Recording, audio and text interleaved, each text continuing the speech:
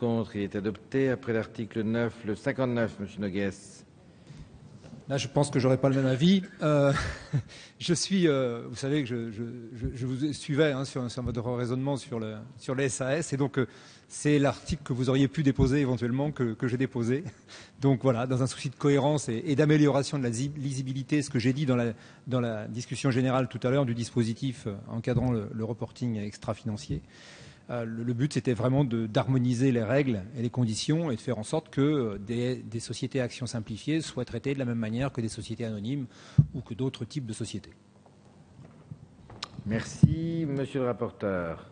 Merci, Monsieur le Président. Je comprends et à la fois l'argumentaire de notre collègue Pancher et l'argumentaire de mon collègue Noguès, mais je poserai deux arguments. Le premier, pour dire que, là encore, on n'est pas dans un dispositif pour élargir le champ d'obligation, mais plutôt pour le contenir, donc appliquer aux sociétés anonymes simplifiées ou, tout à l'heure on le verra pour d'autres entreprises, c'est le même raisonnement. Et puis, je voudrais dire aussi, mais vous le savez mieux que moi l'un et l'autre, la responsabilité sociale et environnementale fait actuellement l'objet d'une concertation. Le gouvernement a lancé en juin dernier une plateforme nationale et permanente de concertation sur la RSE. C'est dans ce cadre, je crois que cette question, comme celle des entreprises publiques tout à l'heure, devra être abordée. La question est posée parce qu'il est vrai qu'entre une société anonyme ou une société anonyme simplifiée, c'est pas le statut juridique qui fait la différence, c'est l'activité, c'est les obligations, c'est tout ce qui va avec. Et je pense qu'il faudra, dans le cadre de cette plateforme, résoudre aussi cette problématique, à n'en pas douter. Mais dans le champ d'application du texte que nous avons à traiter ce soir, il ne s'agit pas d'élargir le champ de l'habilitation. C'est pour cette raison que je donnerai un avis défavorable. Merci, Monsieur le Ministre. Vous avez la parole. Oui, merci Monsieur le Président. En fait, je crois qu'il y a un 58 et un 59 qui croisent à la fois les préoccupations de Monsieur Pancher et Monsieur Noguès. La position du gouvernement est semblable à celle du rapporteur. Le 17 juin dernier, le Premier ministre a installé une plateforme RSE destinée à réfléchir de manière globale à l'évolution de la responsabilité sociale et environnementale des entreprises. Je me réjouis d'ailleurs que sur plusieurs bancs de cette Assemblée, on se préoccupe aujourd'hui de plus en plus de l'impact social et environnemental de la création de richesses, et ça va dans le sens aujourd'hui d'une plus grande responsabilité.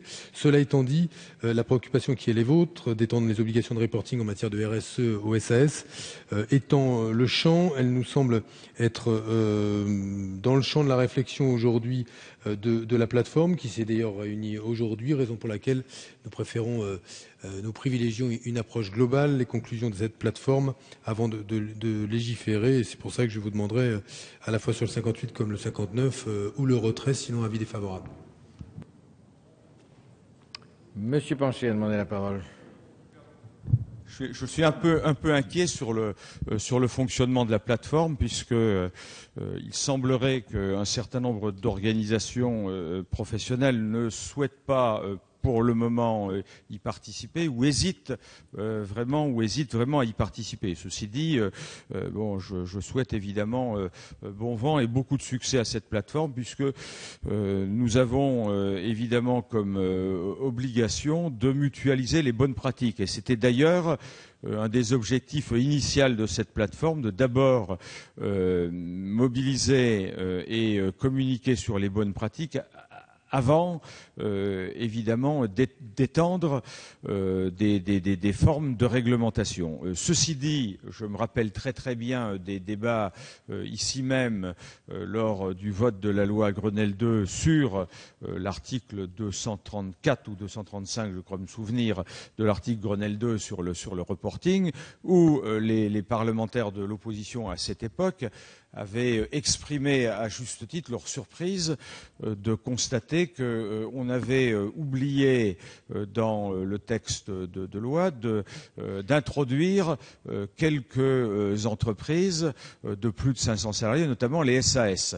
Je vous avoue qu'à cette époque, je m'en étais vraiment inquiété auprès du gouvernement. Le gouvernement m'avait répondu qu'il était logique d'engager une politique de reporting dans toutes les entreprises, mais compte tenu du caractère complètement innovant sur le plan français, puisque nous sommes quand même la seule démocratie au monde, monsieur le ministre, et vous devez le savoir, à avoir obligé la mise en œuvre de ces règles soumises au vote des actionnaires, contrôlées par des organismes extérieurs, et il y avait une réticence du monde économique à s'y engager. Donc il y avait eu un accord, voilà, une grande partie des entreprises, oui, et pas les SAS. Pourquoi pas les SAS? Voilà.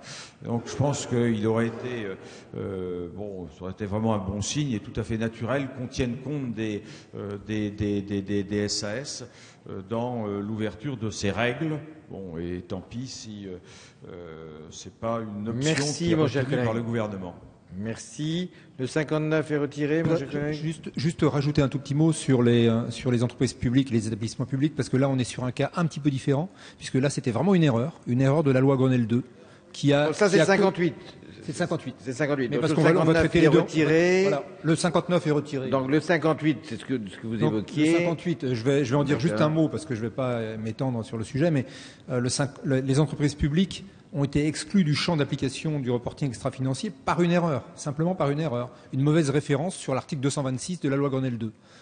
C'était simplement le but de cet amendement, c'était de rectifier une erreur. Pardon ?